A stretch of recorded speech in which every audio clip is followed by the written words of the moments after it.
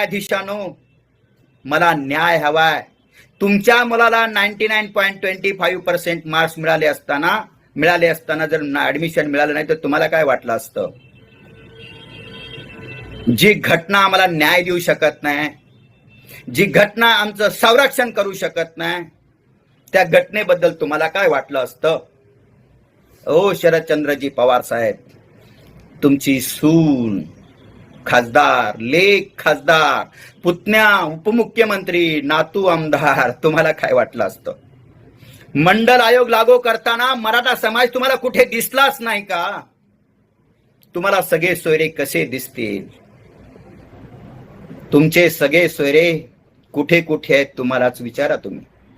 तुम्हाला मराठा समाजाचा आरक्षणाचा फायदा पाहिजे, पण मराठा समाजाच्या लेकरांना आरक्षण देण्याची भूमिका तुम्ही घेऊ शकत नाही. या व्यवस्थेला माझा प्रश्न आहे, आमच्या लेकरांनी काय करायचं?